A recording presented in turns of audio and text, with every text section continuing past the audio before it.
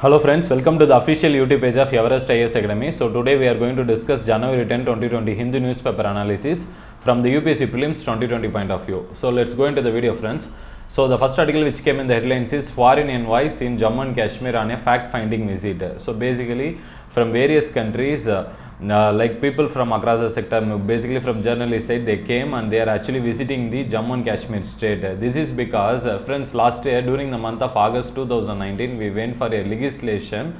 Thereby we actually revoked the special status which we have given to Jammu and Kashmir. So previously Jammu and Kashmir was considered to be a single state. As of now it has been categorized into two parts. First part is that Jammu and Kashmir will be a union territory and second part is that Ladakh will be territory. So we went for creating two union territories and this will be administered by a lieutenant governor, and then in addition to that we will have a unicameral legislature. Say a lower house will be there. So now what happened is that after that like India faced a diplomatic isolation in the foreign countries. So our foreign countries, our image was affected. Even in the recent the legislation which we went for like CA also has actually led to the image of the India has been affected on a large scale. So for solving that, what happened, India has taken an initiative such that they wanted to allow these foreign envoys so that they can see the ground reality. So now they have came here and they are going to ask some crucial questions by interacting with the people and various stakeholders. So they will see whether they will see the conditions, how first what has happened after the article 370 has been revoked to the people, and second they will see that any Pakistans whether they are trying to make any interference in the internal affairs of Jammu and Kashmir state, and what are the any immediate demands of the people. So one of the immediate demands which these envoys have listed to the journalist is, what they are saying means people are commonly asking for restoring the internet connection in the Jammu and Kashmir Union Territory. So in addition to that, some of the common demands which has been put forth to these foreign convoys is that they are actually also asking to restore the statehood, and in addition they are asking our Indian government to consider to introduce some domicile laws such that the indigenous lands and jobs for them will be actually preserved so that they only can enjoy. So now what happened is that we should understand friends, when article 370 special status to Jammu and Kashmir was there, actually people especially the citizens of India who are coming from other states other than Jammu and Kashmir, they cannot go and buy any properties or they cannot go and write any state government examinations and get any reservations. Those are strictly not allowed. Now after the article 370 both of these has been allowed. So now what happened is that the people are actually protesting and they are actually asking for a demand to preserve their indigenous identities. So as part of that, even our government is giving as we have article 371, under that we give special status to various states, hilly states such as Himachal Pradesh, Uttarakhand. So actually our government is also considering this more. So as we have discussed friends, on August 5, 2019 only, actually our government has revoked the special status or limited autonomy which we have given under article 370. This has been now removed. So our government has introduced a reorganization bill. Through this only the article 370 has been revoked. So friends, let's discuss from the UPSC prelims point of view. There is a high chance this year for them to ask this particular question. So here they are. So let's discuss what are the powers which the state of Jammu and Kashmir had before the revoking of article 370.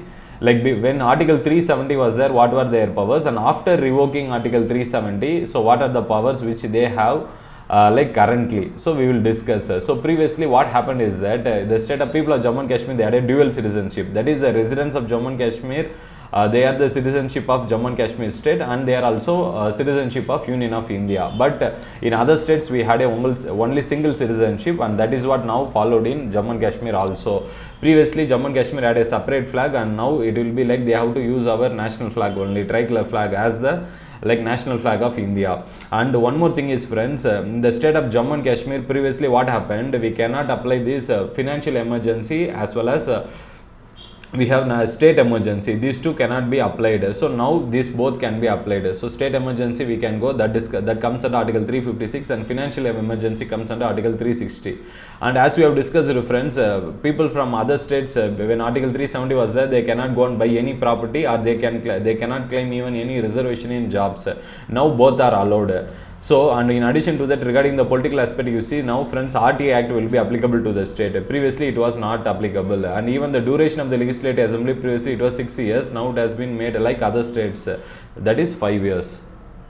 So next article is declare Goa sanctuaries as a tiger reserve by activists. So basically this is happening on the background of the recent 4 tiger deaths which happened in the Magadevi Wildlife Sanctuary. This is found in northern Goa, which you have discussed in our previous videos also. As a follow-up of that, this article what it discusses it, they are actually various activists, especially from the NGO people and various organizations. What they are demanding means they are asking the Goa government to declare that the part of the wildlife sanctuaries to be notified as the tiger reserve. Especially they are asking these like 4 parts which the wildlife sanctuaries has to be converted into a tiger reserve. I mean even one national park. Those are Magadevi Wildlife Sanctuary where only this death has happened recently. Another is Netravali and Katiko Wildlife Sanctuary. So these 3 are wildlife sanctuaries and 1 national park is there. This is very very important friends, because in Goa we have only 1 national park and that is this national park only. That is Mahavir National Park. So kindly remember, so there is a proposal soon. They are asking the central government to make it as a like tiger reserves. So let's discuss the legislation point of view. Who has the authority to decide this means?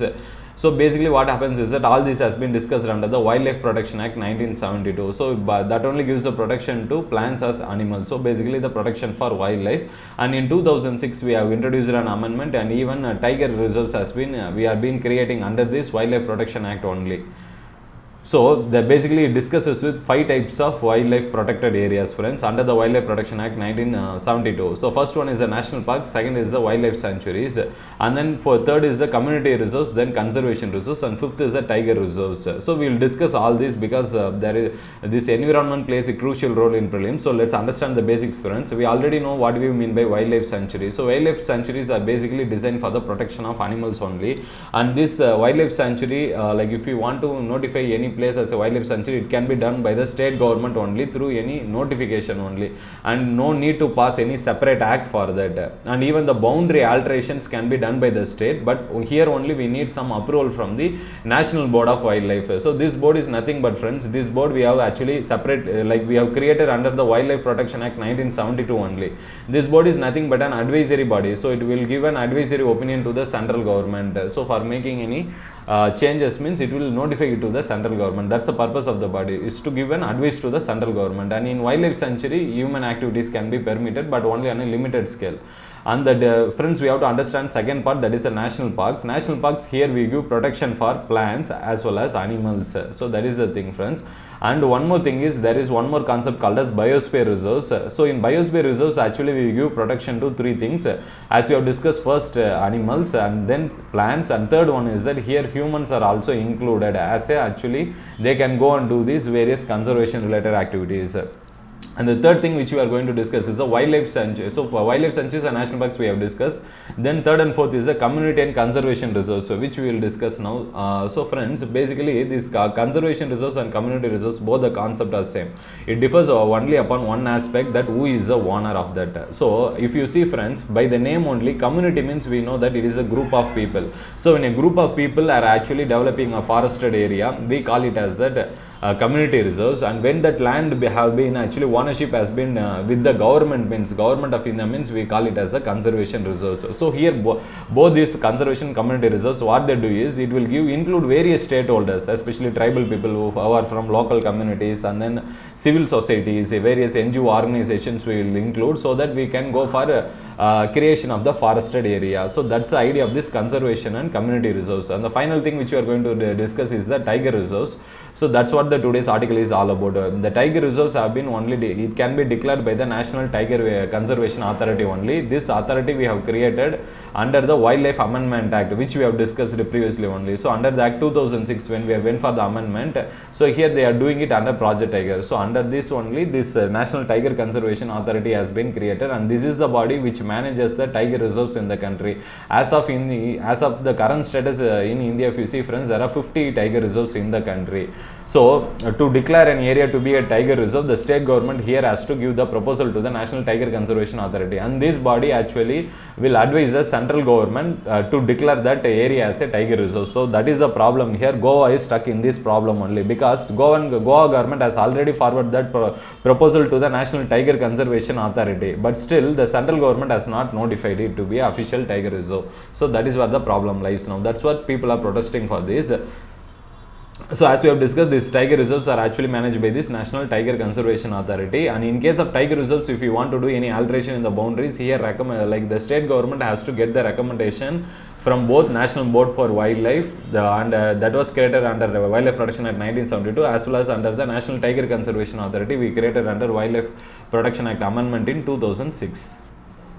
So next article is UP tops list in crimes against women. So friends, basically this article is exclusive mainly for the mains examination and interview examination perspective. In prelims, there is a least chance for them to ask these basic raw facts. So basically, this National Crime Records Bureau, this only it will publish this annual crime records in India. So for our understanding from some ideas can be developed for the preliminary examination that we will discuss. So under this National Crime Record Bureau, so when they are published the crime rate in India, so you will say what are how the various crimes have happened, where are like high crimes are happening, it will classify it and it will give the data. So and upon that, the first crime is that the crime against women, the leading state which is happening in UP. So it is followed by Maharashtra. Friends, here kindly remember only the reasons. Try to get some reasons behind why the crime is happening.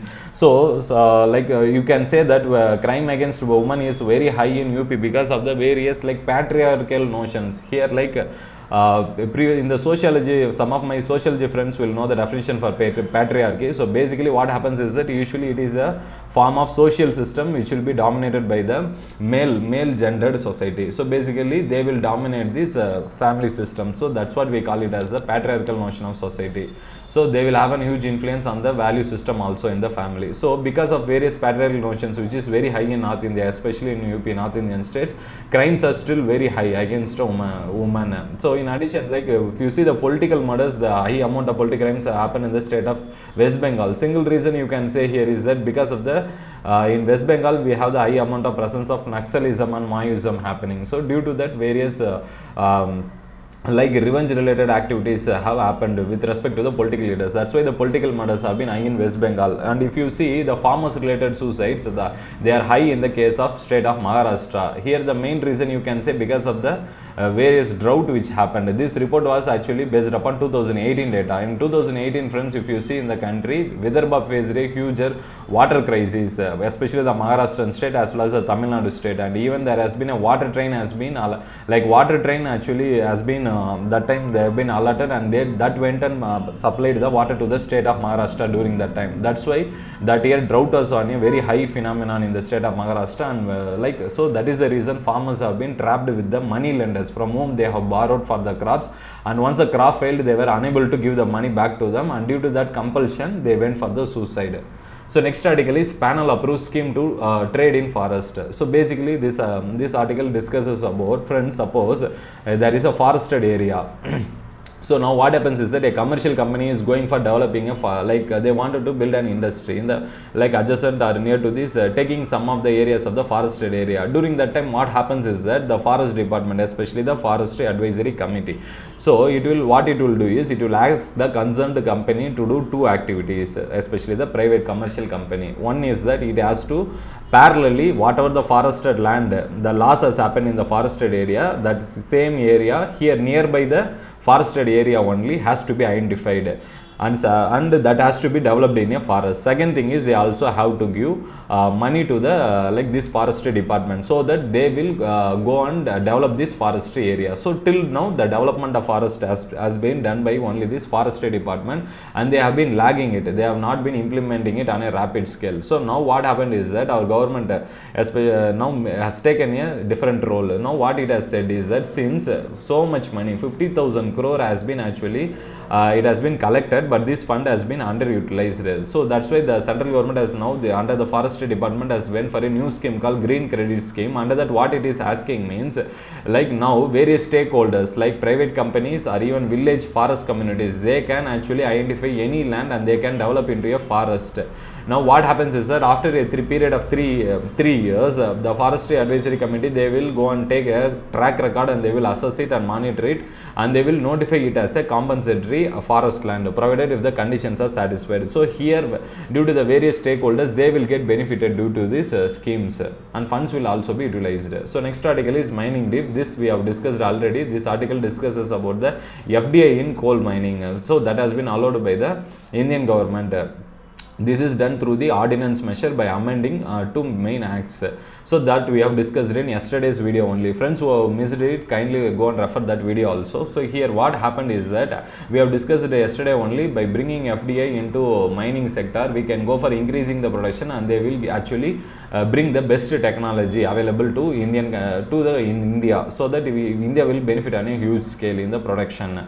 So now what happened is that, what was the previous system means, previously only who were allowed to go for the auctioning or bidding process means only those who are owning iron and steel company or power companies or coal washeries, only they can go and bid. And even they had the qualifying criteria that whoever has got more experience, they preferred them. So even a potential like bidders were actually eliminated due to that process. In addition, they had an actually end use restrictions. So what happened is, the end use restriction means and the central government will actually clearly say that what is the purpose for which coal has to be used. Now both the things has been now done away with. So we have gone for bringing the foreign technology now. So FDI is allowed now. So under the FDI, what will happen means, author is mainly saying it will create the jobs as well as it will bring in the like high tech mining technologies. So that will promote the India as well. So how it will be like promote India means, our Indian government is having a target to have production of 1 billion tons. So that refers to some 100 crore tons within a matter of 3-4 years. That's why these FDI foreign companies can do it on a rapid scale. So next article is CDS and the path to giantmanship. So basically here they are discussing about the role of CDS, and this has been recommended by the Kargil Review Committee in 2001. But till it took us around, if you see friends, it took us nearly 18 years for creating this. It is considered to be a huge military reform. So why they are saying that means, because this CDS actually it will do all the major roles in making a synergy and jointness in operation between army and navy and then air force. And in addition, it will have two main responsibilities: chief of defense staff. One is that it will advise the defense minister on crucial roles. Second is that it heads the Department of Military Affairs, where it will go for the procurements. Only two things basically it cannot do. One is that it cannot go for any huge capital acquisition like any warship kind of things, that it cannot make any like role. Its role is limited. It cannot do any suggestion regarding that. Second thing is, it cannot do any military command related activity. So remaining most of the activities has been allowed under the CDS, and its role is considered to be equals like other army, navy, defense. So but he is given the first priority. So so whatever suggestion he is giving, that alone will be considered, since because he is also acting as a principal military advisor to the defense minister. As we have discussed, he will provide an advice to the defense minister, and defense and military affairs he will head. So he will deal with the promotions, transfers, each and everything. So as we have discussed, friends, he will be discussing like various promotion, travel, appointments, all these will be dealt by him. And even he is a single point military advisor to the defense minister, and he will perform the advisory role for the nuclear command authority. When we go for launching any nuclear weapons upon other countries during the wartime, his advisory role is very crucial. So he will also act as like a synergy and jointness will be maintained, so that the frictional between the army, navy and air force will be reduced to a huge scale.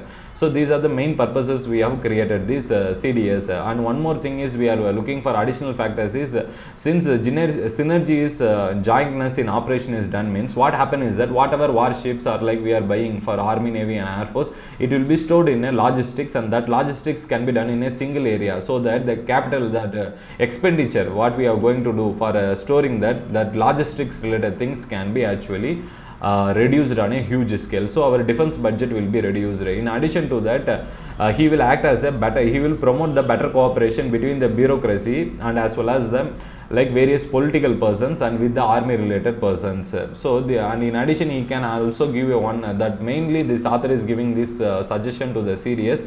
He should also like go and promote the indigenization rather than going and importing all the military related technologies from the other countries. So next article is a continent on fire. Here they are basically discussing about the recent bushfire which happened in the Australian region, especially in the state of New South Wales and Queensland.